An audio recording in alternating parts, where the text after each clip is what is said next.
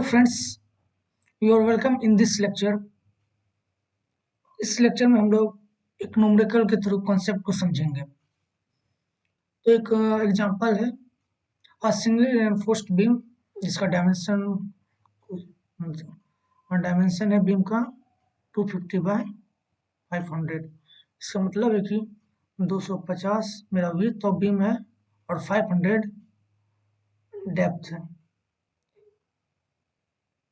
500 depth है।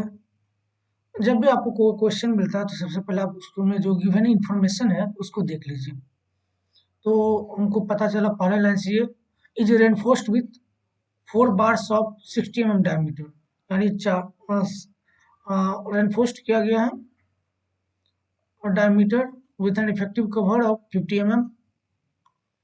तो इस रेनफोर्स्ड किया गया 1 2 3 4 और इसका हम पहले पिछले क्लास में हम लोग बात करें नोटेशन 4 बार ऑफ कितना डायमीटर का है 50 डायमीटर का 55।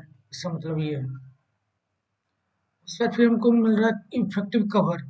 कवर जो होता है हम लोग प्रोवाइड करते हैं जब भी हम लोग बीम का डिजाइन करते हैं उसमें का कवर हम लोग स्टील बार को कोरोजन से बचाने के लिए हम लोग कवर प्रोवाइड करते हैं। तो वो कवर का कितना विड्थ दिया गया है वो 50 mm दिया गया है, यानी इसके सेंटर से ये 50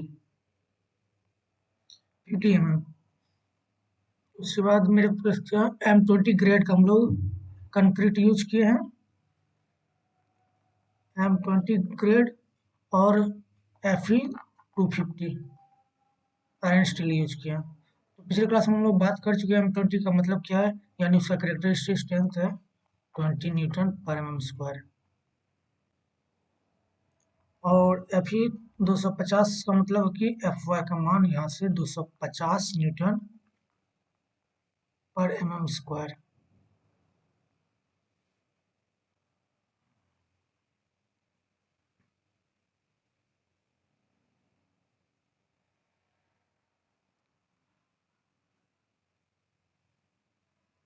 तो हम लोग के पास और क्या डाटा दिया गया, determine the central concentrated load P that can be carried by the beam in addition to itself it।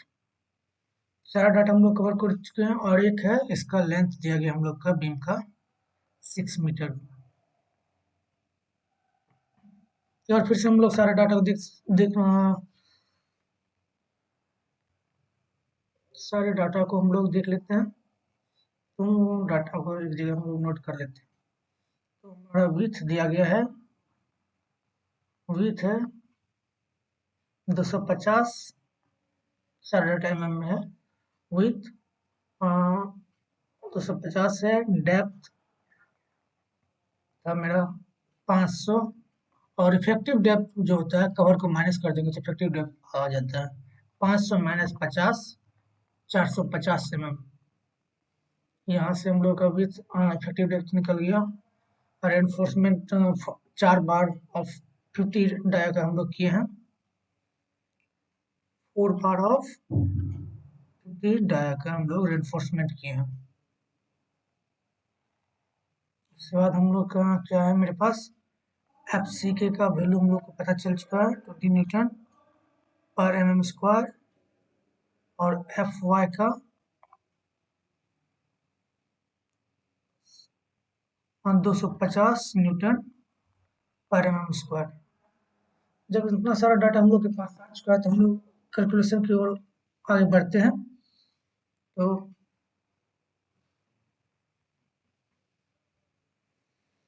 हाँ, तो हम सबसे पहले निकालते हैं, क्या निकालेंगे, सबसे पहले एरिया ऑफ स्टील AST निकालते हैं। टेंशन जोन में मेरा क्या एरिया ऑफ स्टील है, तो उसके लिए फॉर्मूला क्या हो जाएगा, हम लोग बात किए कि एरिया ऑफ स्टील किस 4 बार था 4 एरिया ऑफ सर्कल का डायमीटर के टर्म में आप लोग को फॉर्मूला पता होगा 4 इंटू डी स्क्वायर होता है।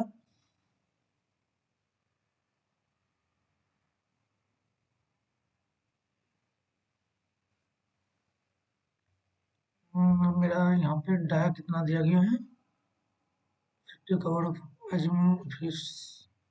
60 mm, सॉरी मेरा डाया यहाँ पे 60 mm का दिया गया था, तो ये मेरा 60 हो जाएगा। जहाँ भी हम 50 की वहाँ 60 कर लेते हैं, तो 60 mm का डाया। तो इंटू 60 का स्क्वायर। जब आप इसको कैलकुलेट करेंगे तो इसका रियल आंसर जो आएगा अप्रॉक्स 83.84, तो इसको approximate 804 mm² area of steel निकल गया। अब कॉन्सेप्ट ये है कि हमको ये चीज़ नहीं पता कि मेरा जो ये बीम का सेक्शन है वो बैलेंस में है या अंडर एनफोर्स्ड है या ओवर एनफोर्स्ड है। तो ये तीनों टर्म आप लोग को नहीं पता होगा, तो हम लोग इसके ऊपर पहले बात कर लेते हैं क्या होता है।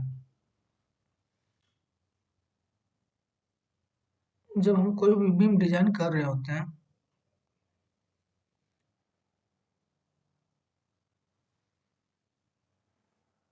तो वहां से हम लोग अभी जो यूज करेंगे फॉर्मूला, वहां से हम लोग का एक्स यू डिटरमाइन करेंगे, और उसका फिर होता है होता है एक्स यू लिमिट, यानी लिमिट से एक्स यू लिमिट, जिसका फॉर्मूला होता है के टू डी, और एक्स यू निकालने के लिए हम लोग कॉन्सेप्ट का यूज करेंगे।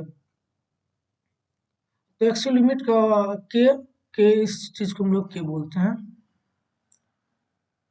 हर एक मतलब जितना भी ग्रेड ऑफ स्टील है उसके लिए के हम लोग को आईएस कोड में मेंशन है, तो वहां से हम लोग के इसको हम लोग के टर्म में मान के चलते हैं, और यहाँ से हम लोग के का वैल्यू पता होता है, और डी इफेक्टिव डेप्थ यहाँ पे होता है।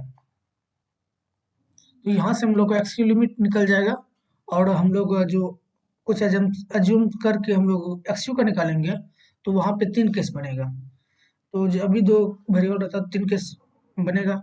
या तो एक्स यू मेरा एक्स लिमिट के बराबर आ जाए, या एक्स यू मेरा लेस देन लिमिट से एक्स यू लिमिट से लेस देन हो जाए, या फिर x you greater than x you limit से आ जाए। तो पहला केस जो होगा, पहला केस क्या है, दोनों बराबर तो यानी बैलेंस में है। दूसरा केस में क्या है, एक्स यू लेस देन यानी अंडर एनफोर्स, ये कंडीशन का हो जाएगा। ये मेरा क्या अंडर एनफोर्स्ड का कंडीशन हो जाएगा, अंडर एनफोर्स्ड। और वही मेरा एक्स यू ग्रेटर हो गया तो ओवर एनफोर्स्ड। इसके ऊपर बाद में डिटेल में बात करेंगे, तो अभी न्यूमेरिकल में हम लोग समझ लेते हैं क्या होता है अंडर एनफोर्स्ड ओवर एनफोर्स्ड। तो ये हम लोग जान चुके हैं क्या अंडर, तीन केसों तीनों केस को हम लोग जान चुके हैं। तो हम लोग अपने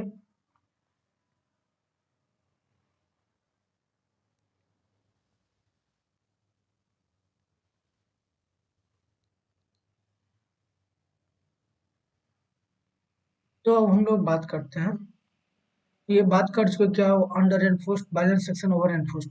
हम लोग एज्यूम कर लेते हैं कि हमारा जो सेक्शन है, एज्यूम हम एज्यूम इन बैलेंस सेक्शन, हमारा जो बीम है वो बैलेंस सेक्शन में है। तो बैलेंस सेक्शन में यानी कंप्रेसिव जोन में जो मेरा टेंसाइल स्ट्रेंथ है वो टेंशन टेंशन जोन में भी बराबर होगा। तो कंप्रेसिव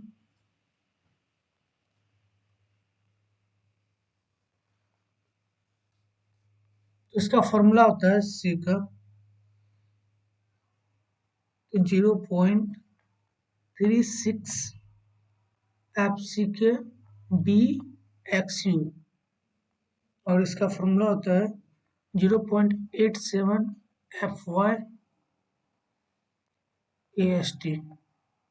जहाँ से हमको एक्स यू का वैल्यू चाहिए, तो एक्स यू बराबर हो जाएगा 0.87 F Y A S T upon 0.36 F C K B x you.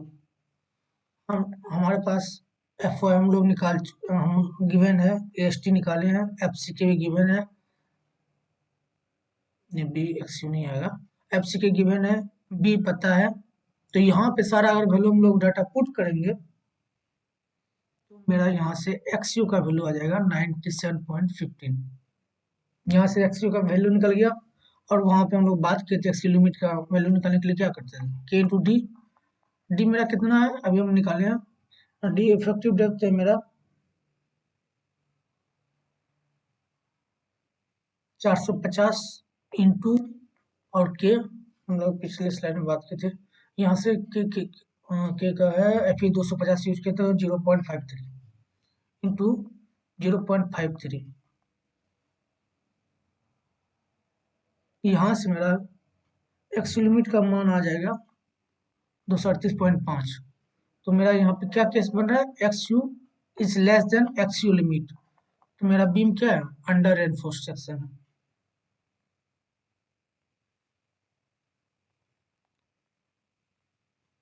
Under reinforced section,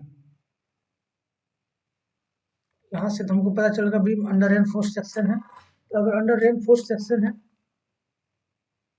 तो वहां पे अगर मोमेंट ऑफ रेजिस्टेंस निकालने के लिए अंडर रेनफोर्स्ड सेक्शन में,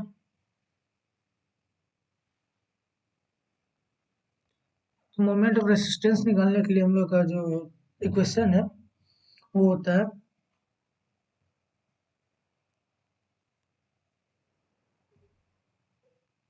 T into L A, tensile strength of steel. तो tensile strength T repair tensile strength of steel जो कि होता है गिवन बाय होता है 0.87 FY AST, और लीवर आर्म का लेंथ का फॉर्मूला होता है D माइनस 0.42 XU। यहाँ पे हम लोग का सारा डाटा पता है, तो 0.87 FY FE 250 यूज किया तो यानी FY का वैल्यू आएगा 250।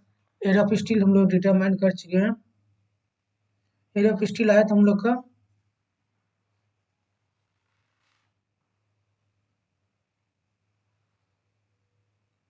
804 mm², और इफेक्टिव डेप्थ हम लोग को पता है कितना इफेक्टिव डेप्थ था,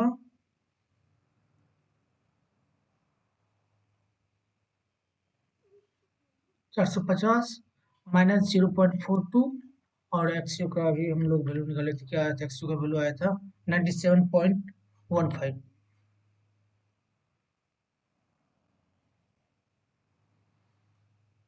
जब सारा डाटा पुट करने के बाद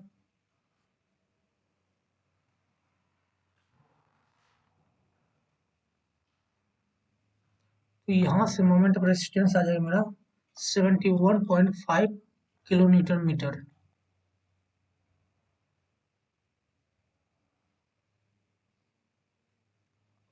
अगर इसको कैलकुलेट करिएगा तो आपका जो आंसर आएगा 71.56 71.5 इंटू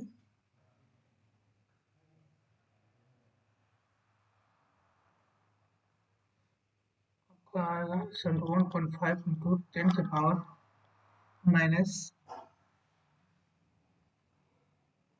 माइनस नहीं आएगा, 71.5 इंटू 10 के पावर 6, इसको ये आएगा डाटा न्यूटन पर एम, न्यूटन mm में आएगा, और हमको इसको कैलकुलेट करना होगा।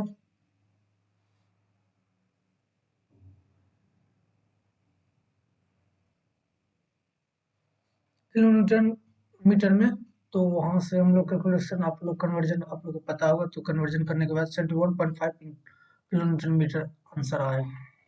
तो मोमेंट ऑफ रेसिस्टेंस निकल गया।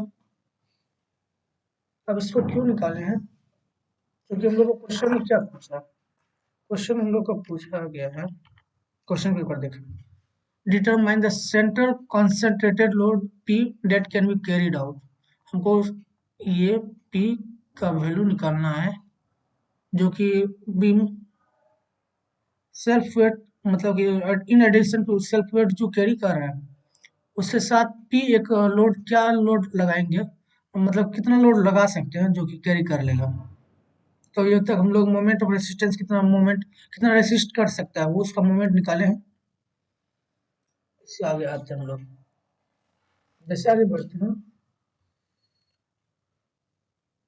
तो वो हम लोग पहले पता कर लेते हैं, ये एक मेरा बीम है,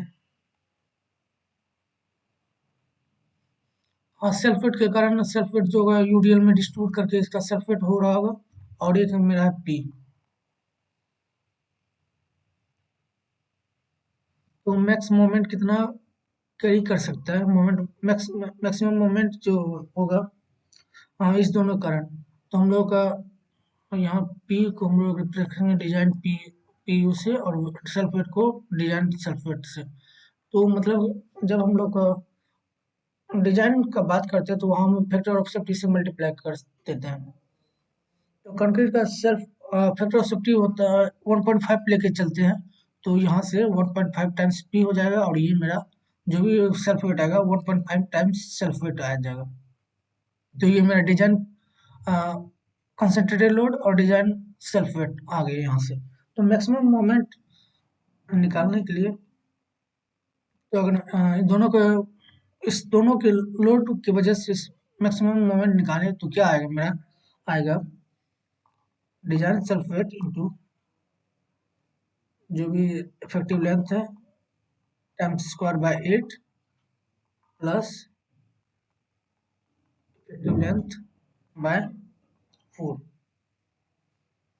ये हमको पता है, हम ये निकाले कितना मेरा मोमेंट कर सकता है, रेसिस्ट कर सकता है कितना मोमेंट को, 71.5।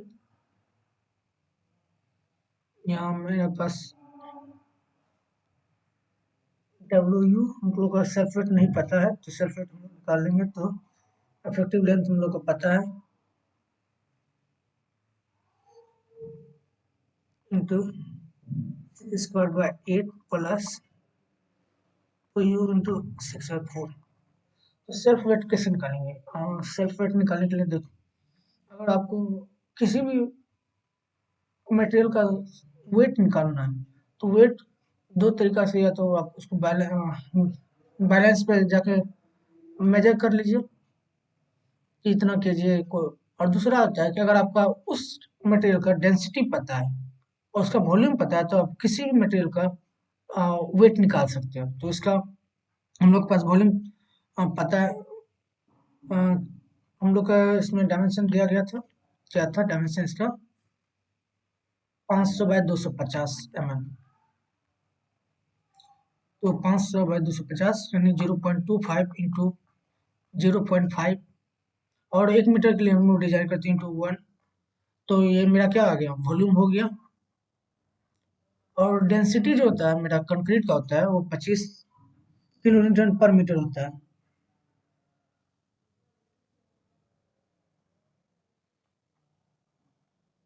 पर मीटर, यहाँ से मेरा क्या आ जाएगा, इसका सेल्फ वेट आ जाएगा, सेल्फ वेट आ जाएगा इसका 4 चेंज 4.6875, ये मेरा सेल्फ वेट आ जाएगा। यहाँ से डब्ल्यू यू का वैल्यू निकल चुका है, ये डाटा हम लोग को पता चल चुका है। पी यू हमको निकालना है और सारा कुछ गिवन है, तो यहाँ से हम लोग का पी यू सॉल्व करने के बाद आ जाएगा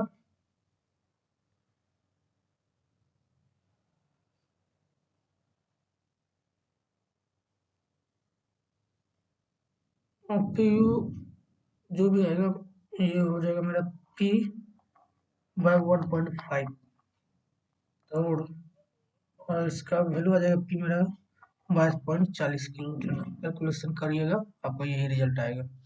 इस तरह सारा नंबर का हम लोग का फाइनल आंसर जो है, जो हम लोग से पूछा गया था,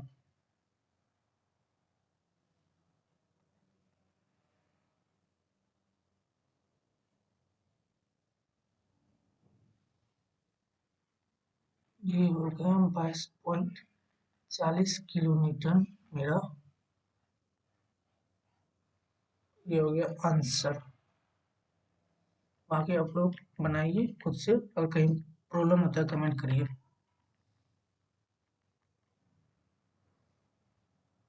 बोलो 22.40।